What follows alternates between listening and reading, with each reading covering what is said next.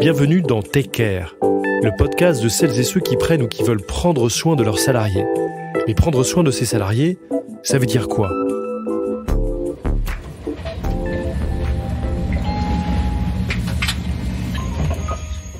Dans cet épisode, on s'intéresse à la santé au travail. Nous avons rendez-vous avec Sandra Fiodo. Cette spécialiste des ressources humaines a fondé une société de conseil, Conscious Culture.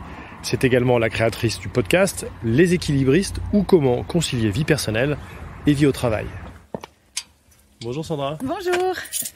Merci de nous accueillir chez vous Sandra. Alors nous nous trouvons au siège social de Conscious Culture, si je comprends. Une très jolie maison à Bordeaux. On commence directement par une question toute simple. De quoi parle-t-on quand on parle de santé au travail, Sandra ? Quand on parle de santé au travail, on parle de santé tout court. On parle de santé en dehors du travail, c'est la même chose. Et on peut se référer à la définition de l'OMS. L'état de santé, c'est un état de complet bien-être physique, mental et social. Et c'est pas seulement le fait de pas être malade, c'est le fait d'être bien en fait. Donc c'est la même chose au travail. Vous accompagnez au quotidien des entreprises dans leurs problématiques liées à la santé au travail. À quelles difficultés récurrentes font-elles face selon votre expérience ? Elles font face à des problématiques d'engagement, de rétention de talent. On a parlé beaucoup cet été du quiet quitting, de ce phénomène où on avait l'impression que les gens quittaient les entreprises en masse à la sortie du confinement avec un rapport au travail qui a totalement changé. Donc elles font face vraiment à ces problématiques de rétention et de comment est-ce qu'on motive les gens à long terme. Comment est-ce qu'on fait travailler ensemble les gens qui ne sont plus sur les mêmes sites, qui se voient moins? Et ça, je le vois très régulièrement. Il y a une espèce d'atrophie du muscle social, c'est-à-dire que les gens, c'est plus difficile de retravailler avec les autres quand on a eu l'habitude d'être chez soi, de faire les choses comme on le voulait à son rythme. Il y a une vraie rééducation presque à retravailler ensemble et à trouver les bons réflexes. Et elles font aussi face aux problématiques qu'on connaît bien, mais de souffrance au travail, de burn-out, etc., qui atteignent des taux très importants et qui sont des sujets de fond. Vous avez affaire à des entreprises de taille moyenne, TPE, PME, voire grands groupes. Qu'est-ce que vous leur conseillez alors ? Ce que je leur conseille, c'est premièrement d'être à l'écoute des gens. Et ça paraît bateau comme formule, ça paraît totalement abstrait, entendu et réentendu. Mais être vraiment à l'écoute des gens, c'est ne pas assumer qu'on sait ce qui conviendra. Je vous donne un exemple. Il y a la catégorie des parents, qui est une catégorie de salariés, c'est quand même 89% des collaborateurs en France. Cette catégorie-là, jusqu'à il y a 5 ans, on ne se posait même pas la question de se dire, tiens, peut-être qu'il faudrait qu'on aménage des choses parce que leur vie est différente de celle qui n'ont pas de ceux qui n'ont pas d'enfants. Et il y a des entreprises qui s'emparent du sujet en se disant super, on va prendre soin de nos parents, donc on va mettre en place une série de conférences sur tel et tel sujet. Et je dis attention, est-ce que ça répond réellement à la problématique est-ce que c'est ça dont ils ont besoin ? Est-ce que vous leur avez posé la question ? Et si vous leur posez la question, peut-être qu'ils vous diront autre chose, à savoir, en fait, non, moi, ce dont j'ai besoin, c'est de pouvoir prendre un jour enfant malade sans me sentir coupable, c'est de pouvoir ne pas avoir de réunion à 18h, c'est ça qui me changerait la vie. Donc, quand je dis écouter les gens, c'est ne pas présupposer, ne pas croire qu'on sait ce qui va répondre aux besoins de quelqu'un. La deuxième chose, c'est de prendre soin des managers.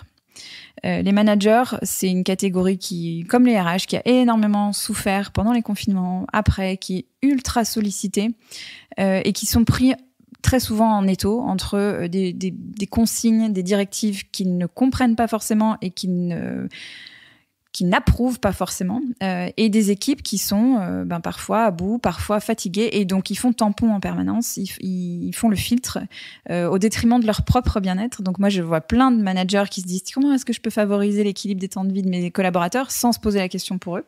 Et pour revenir vraiment à la question de la santé, je pense qu'il y a tout un travail de normalisation autour de ces sujets de santé, en particulier la santé mentale, qui est un sujet pareil très récent, et de se dire comment est-ce qu'on rend ces sujets-là discutables en entreprise, des sujets qu'on peut aborder en respectant une ligne très fine de l'intimité des gens. Et vous venez d'évoquer la question de l'intimité. Et c'est vrai qu'en entreprise, il y a ce qui est visible, mais ce qu'il y a d'invisible. Quid des troubles psychosociaux, en fait ? Comment les décèle-t-on et comment en parle-t-on à ses collaborateurs ? Le grand apprentissage de la période, qui paraît basique, mais voilà, c'est que on peut pas démêler le pro du perso. C'est-à-dire que quelqu'un qui est en burn-out, c'est quand même difficile de dire est-ce que c'est le pro, est-ce que c'est le perso, est-ce que c'est son divorce, est-ce que c'est, enfin, qu'est-ce qui crée ça? Donc ça vient avec tout un tas de choses très intéressantes et complexes. C'est-à-dire que où est-ce qu'on met la limite, effectivement? Qu'est-ce qui est déclenché par l'entreprise ou pas? Quelle est la responsabilité de l'entreprise?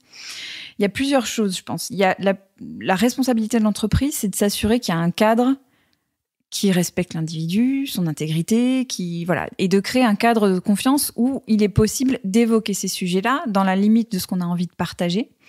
Et en étant dans une posture qui permette de respecter cette intimité-là, justement. Moi, il y a une distinction que j'aime bien faire. Je trouve que pro-perso, ça n'a pas tellement de sens. Par contre, intime versus qu'est-ce qui est perso mais partageable publiquement, là, on est sur des choses plus intéressantes. C'est-à-dire... Comment vous faites ? C'est-à-dire... il est intéressant que mon entreprise sache que je suis la mère d'un enfant porteur de handicap et que donc je suis très régulièrement à des rendez-vous médicaux. Voilà, on peut se poser la question pour la PMA aussi. Je fais une parenthèse ici, mais typiquement la PMA, on est en France un pays très pudique, donc on parle pas de ces choses-là en entreprise. On garde ses soucis personnels ou pour soi. Il y a plein de pays où c'est pas le cas. Dans les pays anglo-saxons. Il y a en Angleterre, en Australie, il y a des mental health days, c'est-à-dire des gens, ils ont droit entre guillemets, ils ont une réserve de jours où quand ils se sentent pas bien mentalement, psychiquement, ils peuvent s'absenter du travail. C'est accepté, c'est toléré.